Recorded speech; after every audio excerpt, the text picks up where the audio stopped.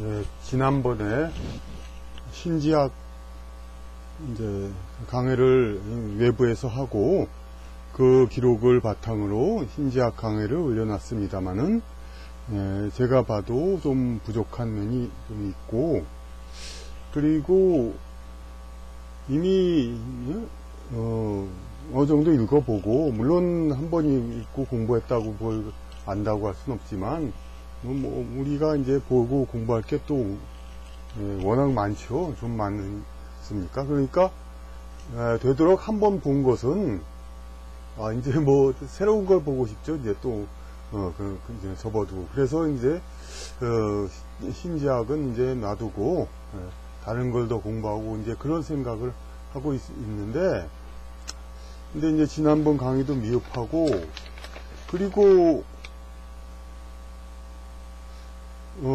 유튜브에 많은 영상 강의들이 있는데, 과연 이 신지학 강의가 좀 이제 여러분들, 많은 분들이 이제 좋아하고 그런 강의가 있다면은 그럼 잘 됐구나 하고 이제 그런 생각으로 검색을 해봤습니다. 그런데 검색을 해보니까 뭐 제법 신지학 강의라고 이렇게 구색을 맞춰준 게 있는데, 무슨 뭐 시 낭송하듯이 그냥 쭉 그냥 낭송하고 무슨 내용을 이제 지식을 알려주거나 그런 거라기보다는 그렇게 그냥 넘어가는 게 있고, 또 하나는 뭐 강의를 하는 듯이 하는데 뭐 중간에 막 소리가 없어지고 그냥 분위기도 엉망이고, 뭐 그런 것들만 이제 찾을 수 있었습니다.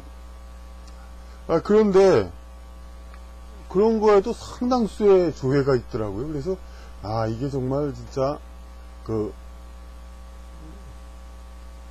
수요는 이제 있는데 공급이 없었구나, 그런 생각을 저를 들게 했습니다. 그래서 이건 다시 좀 해야 되겠다. 물론 다시 한다고 해서 또 완벽한 강의가 된다고 할 수는 없지만은, 그래도 그러니까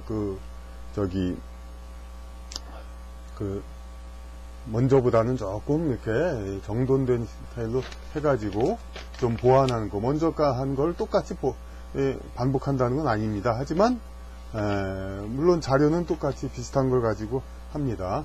그래서 이번에는 한번 이제 총체적으로 한번 정리해 본다는 생각으로 한번 강의를 녹화하고, 만약 미흡한 게 있으면 먼저 것도 이제 다시 보시고, 그러니까 상호 보완하면은 그래도 조금은 그래도 좀 이해를 하는데 도움이 되지 않을까, 그렇게 생각이 됩니다. 강의를 위한 교재는 물론 많이 있습니다만은 뭐 다 잘 아시는 이 책을 합니다. 그런데 사실 전에도 이 책을 보면서 굉장히 이제 이거 가지고는 안 되겠다 생각이 들었습니다. 하지만 우리나라의 번역 풍토에선 어찌 보면 어쩔 수가 없었죠. 사실 신지학 이런 책의 내용을 번역한다는 것은 어떤 마음가짐으로 번역해야 되냐면은 60, 70년대에 칸트의 순수이성 비판 이 번역이 있죠. 뭐 이거 여기서 이렇게 글씨까지 보여드리긴 어렵습니다만은 이 정도 수준으로 번역을 해야 됩니다. 이제 현대 말고 60, 70년대 했던 여러분 헌책을 찾아보시면 됩니다. 그때의 순수이성 비판, 무슨 철학책들, 그런 식으로 번역을 해야 됩니다. 그 난이도이면서 오히려 뭐 더했으면 더했지 못하지가 않죠. 그런데 지금 아시다시피 지금 번역은 전부 일률적으로 대중소설을 번역하듯이 번역하지 않습니까? 그러니까 대중소설의 번역식으로 하니까 도무지 원래의 단어들이 전달이 안 됩니다. 그러니까 그렇기 때문에, 하지만 그럼에도 불구하고 저도 한국 사람이니까 이걸 아무리 조금 안다 하더라도 이 번역본 한국말 책을 보는 게 편합니다. 그래서 이걸 보면서 이렇게 전체적인 내용이 어떤 얘기들이 있는가를 보고, 정 안 되면 이제 이런 자료들을 찾아봐야 되겠지만은, 이 책을 기준으로 이렇게 강의를 시작할 수 있습니다. 그래서 맨 첫 시간은 제1장, 제1장이 이 번역책인 인간의 본질이라고 나와 있죠. 근데 이제 저는 여기서 어떻게 하냐면은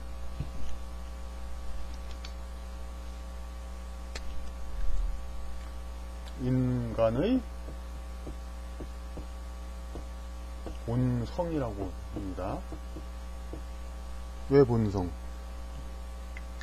그렇죠. 본성이라고 해야죠. 성이란 거는 그 성리학 그듯이 그야말로 우주에 공통되는 그런 어떤 이제 타입, 어떤 걸 말하는데, 질하면 벌써 어떤 진료, 기, 그런 거죠. 뭐 질이라고 해서 뭐 그렇게 다를 건 없지만 재료를 말하는 거니까, 글쎄 뭐 어쨌든 원래 그대로의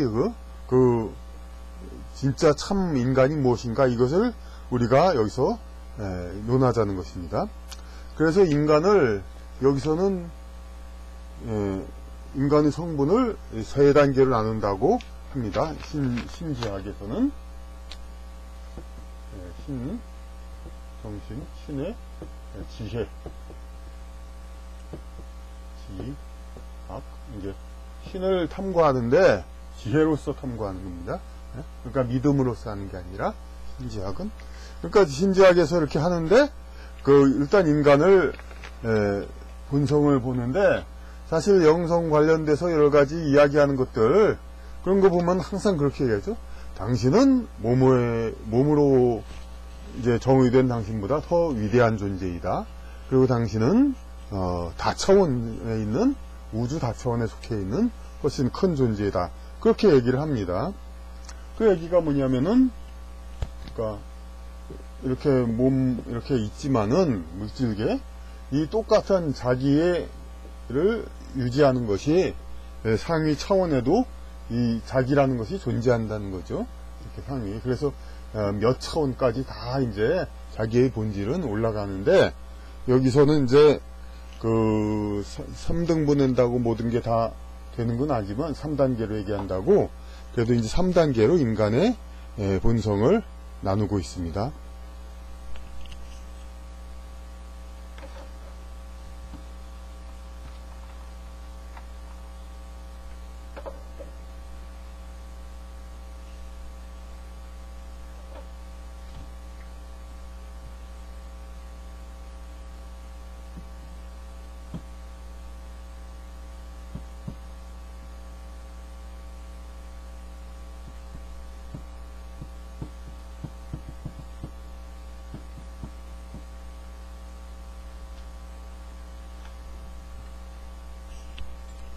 인간을, 그러니까 다차원, 물론 다차원, 여러 차원의 존재한다 이렇게 얘기할 수가 있지만은, 어떤 개념상의 그런 분류로 봐서 세 가지로 나눕니다.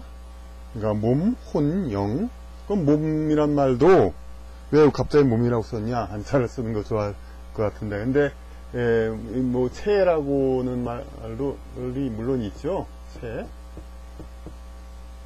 근데 체라는 말이 인간의 몸을 얘기를 하긴 하지만, 불교에서 말하듯이 체용일려라는 말이 있습니다. 체용일려. 그러니까 이 체라는 말이 단지 어떤 물질적인 어떤 걸 얘기하는 것이 아니라, 자기 존재 자체에 그거와도 좀 있는 거를 또 뜻하는 거기 때문에, 체가 어때 쓰이고 실제로 나타나는 것도 용이라는 게 오히려, 그러니까 체용이로, 그것이 이제 일치된다. 자기의 어떤 본질 그대로 행위를 한다. 체용이로. 그렇기 때문에 체는 좀 이제 이런 여기서 말하는 몸보다는 오히려 더 다른 차원의 의미가 있을 것 같아서 체는 그렇게 씁니다. 쓰지 않고 몸이라고 했습니다. 오히려 이제 한자를 쓰려면 뭐 그런 식으로 얘기하죠. 육체. 그러니까 몸. 그리고 혼이라는 존재가 있고, 영, 요 세 단계로 나눴습니다. 그러면 여기서 각각은 뭐냐, 무슨 특징이 있냐면은, 요거는 이제 신체가 있죠. 감각기관이 있죠. 눈, 코, 입. 감각기관으로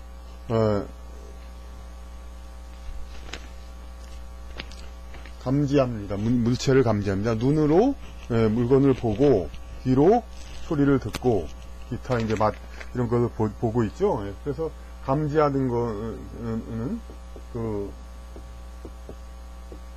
역할을 합니다. 몸은.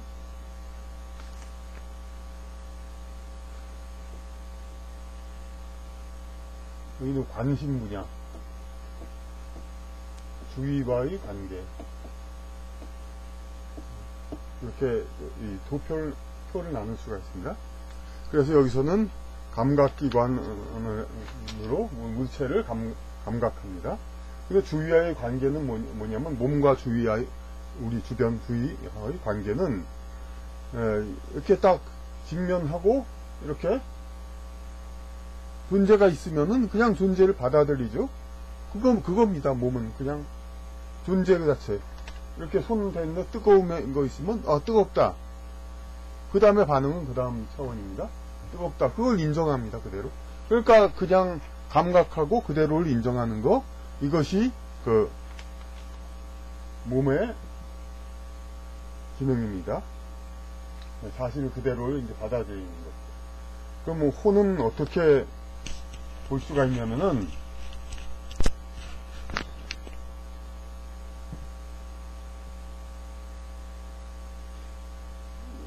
몸이 이렇게 존재 그 자체에 물질적으로 나와 있다면은 혼은 몸의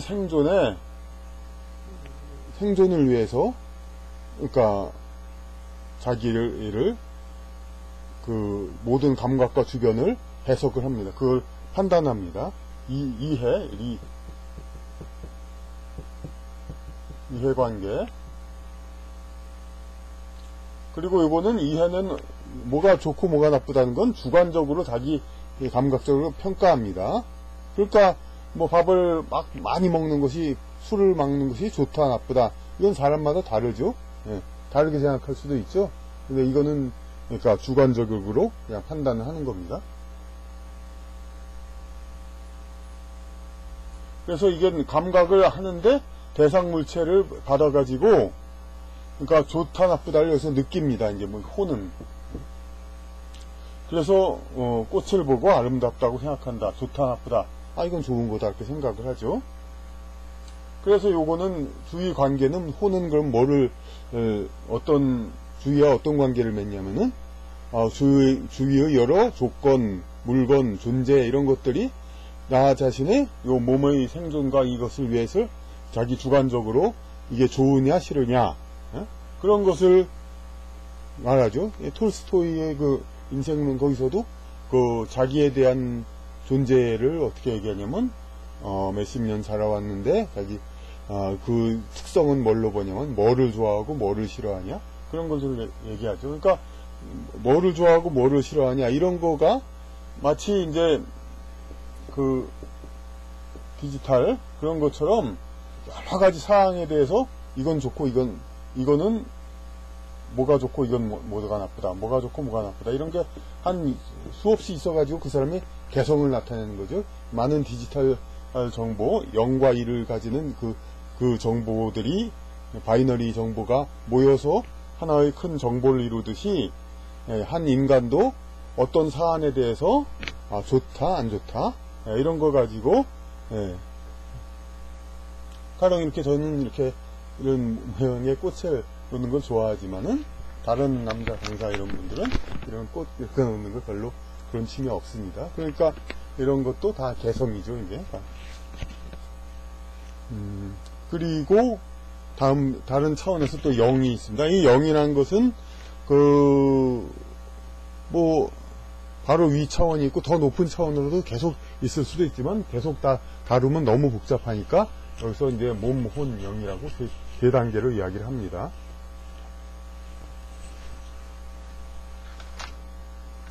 근데 혼이 이제 이익과 손해에 관해서 그렇게 움직이는 그런 주체라면은 영은 아주 그야말로 어떤 확실한 자기 목적, 우리의 어떤 존재 자체의 목적을 따르는 그러한 것이죠. 그러한 목적에 대해서 판단하고 그 방향성을 갖고 있죠. 그러니까 객관성이 있고 절대성이 있습니다. 그래서 이거는 어떤 거에 관심을 가지냐면은 대상들이 우리의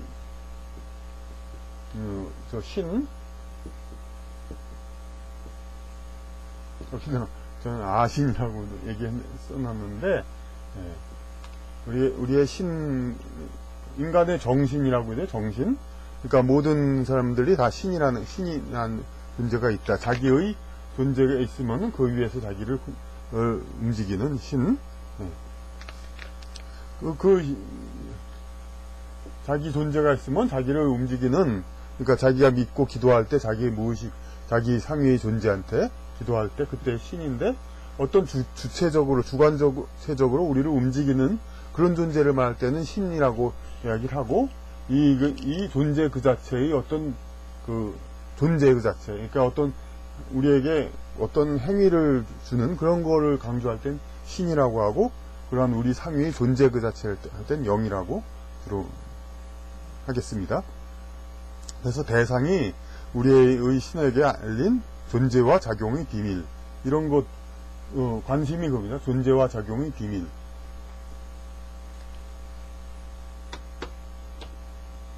그러니까 자기의 주변 대상, 주변의 사건, 주변에 일어나는 일, 이런 것들이 어떤 의미를 우리에게 주고 있나, 자기에게 시련을 줄 때 그것이 어떤 의미를 주고 있나.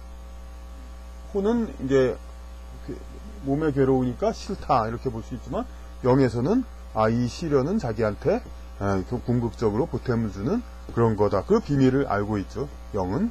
그리고 객체지향적 관점에서 편견 없이 살핀다. 그러니까 그 존재의 상황, 존재의 목적에 따르게 주변을 관심을 둡니다. 그래서 주위와 관계를 할 때 목표를 삼고 지향하는 거. 자기의 인간이 태어났을 때 자기가 흔히 소명, 목적, 탄생의 목적, 이런 거 있죠. 바로 그것을 이제 여기서는 알기 때문에 당장에 감각적으로 괴롭거나 싫거나 그런 거를 보다 높은 차원에서, 그리고 자기 자신을 제어하고 절제하고 그러면서 이 목적을 향해서 가는 것. 그것을 영은 이제 그것을 있기 때문에, 이 영에 의해서 자기 생활, 이것을 많이 통제해야 올바른 그 생활이 가능하기 때문에, 종교에서 이제 여기에 따르게 사는 생활을 하기 위해서 그 종교가 있는 겁니다. 그러니까 그러면 흔히 보면은 그런 얘기 나오죠. 이제 예수님을 믿기 전에는 자기가 이렇게 중심에 있지만, 예수님을 믿고 난 다음에는 하나님이 있고 자기가 있다, 이 얘기. 그러니까 이 사람들은 이걸 가지고 언뜻 예수님 믿기 전에는 내가 마음대로 했는데 그 다음에는 하나님. 근데 이게 뭐냐면은 결국 이런 의미가 됩니다. 이거는 자기 마음대로 그 종교를 믿지 않고 행동할 때는 자기 마음대로 감각적으로 좋고 나쁜 대로 행동을 하죠. 혼 위주로. 근데 이 종교를 믿으면은, 물론 제대로 믿을 경우 영이 중심이 돼가지고 이렇게 자기의 탄생 목적과 올바른 목적을 따라서 영의 성장과 목적을 위해서 나아가고, 자기 자신의 이거는 어서 이제 순종하게 되는 거죠.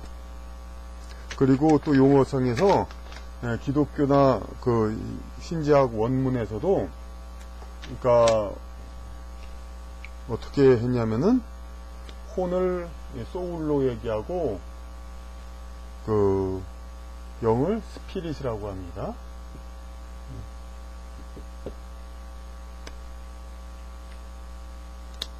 그런데 여기서 우리가 되게 영어에 완전히 의존하는 우리나라 풍토상 소울과 스피릿, 그런데 이렇게 되어 있는 걸 보고 그걸 따르는데,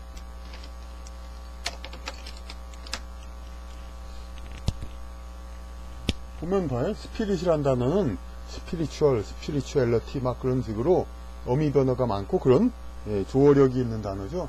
근데 소울은 솔리드? 그냥 그 단어입니다. 그러니까 영어도 우리 한국말처럼 근원이 좀 다른 단어들이 있는 거. 한국말과 일본어가 하나, 둘, 셋, 1, 2, 3이 있고, 이제 그런, 이제 한자와 그냥 그 자기네 유니크한 단어, 이런 것이 섞여 있듯이, 영어도 원래 앵글로족, 그러니까 앵글로색슨 하면 뭐 민족이, 집에 있는 민족, 그렇게 성 있는 민족이라고 흔히 얘기하지만, 그게 아니라 앵글로색슨족이 있지만은 노르만 정복 영국에, 그래가지고 라틴어가 많이 들어가 있죠.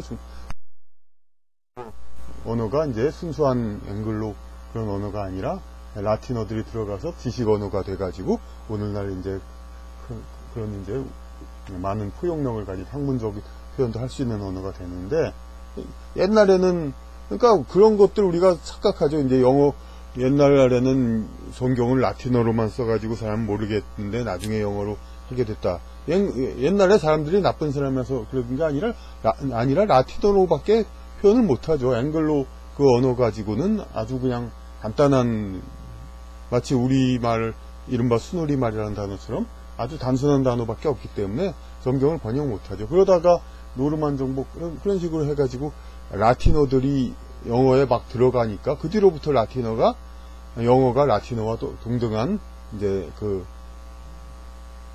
표현력을 갖게 됐으니까 그렇게 됐죠.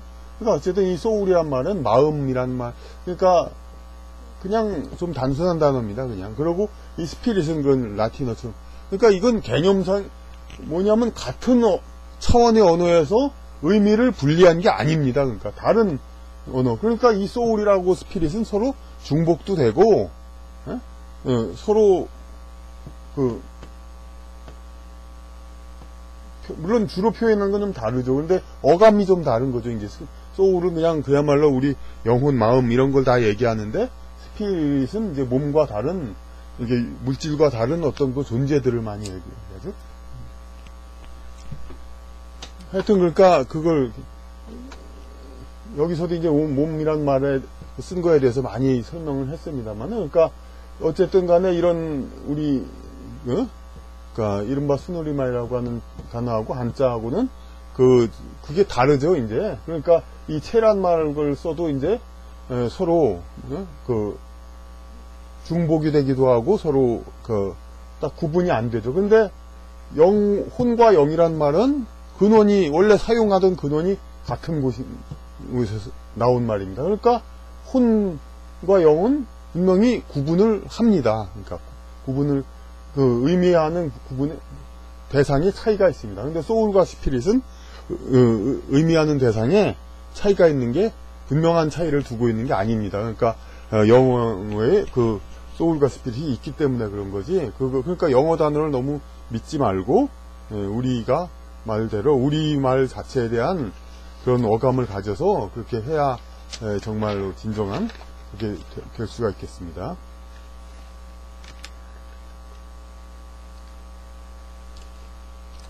그러니까 이 세상이 진보되는다는 것도 이런 우리가 혼으로 생각하는 게 점점 영 위주의 그런 생각을 한다는 겁니다. 아까 혼은 이익과 손해 이걸 많이 본다고 그러죠, 자기한테. 그러니까 옛날에는 생물도감에도 어떤 동물이 있으면 이건 이로운 동물, 해로운 동물, 이로운 식물, 해로운 식물 그랬었죠. 그런데 익조, 해조, 해충, 익충 그랬는데 요새는 그런 말 별로 없죠. 그러니까 사실이 생명은 다 그런데 어떤 경우에 뭐는 그럼 이익되고 뭐는 해가 되고, 그러니까 인간 중심으로 무조건 인간의 혼 중심으로 동물을 이익되고 손해되고 이런 것만 자꾸 보고 이럴 거는 게 옳은 그게 아니다 이거죠. 이제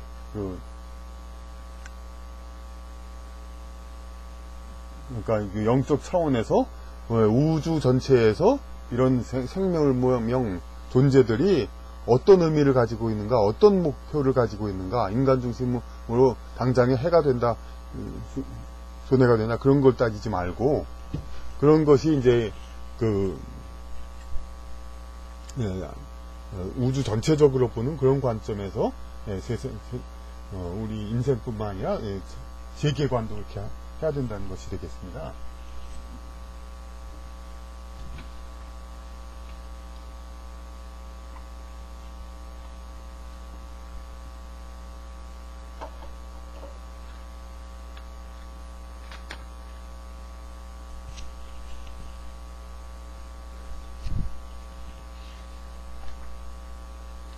그래서 원래는 여기 이 다음에 몸, 혼, 영에 대한 얘기하는 것까지도 하려고 했는데 좀 길어가지고 이 정도에서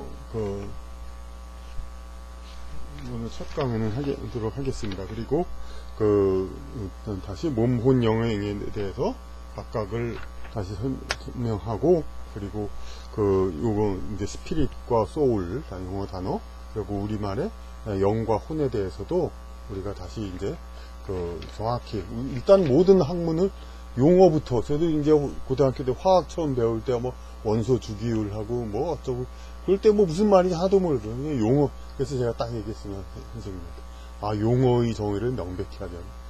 그렇죠.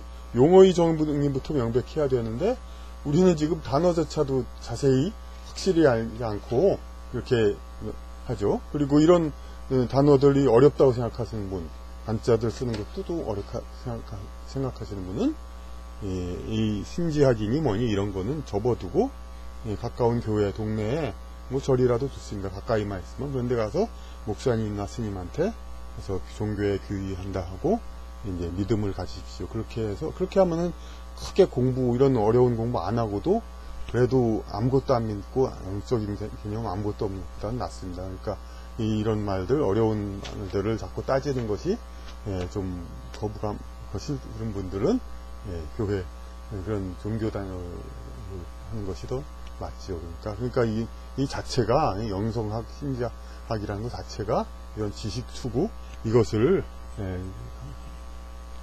추구해야 그래야 진정한 영성 추구 비종교 영성 수련의 기초가 될 수 있다고 하겠습니다.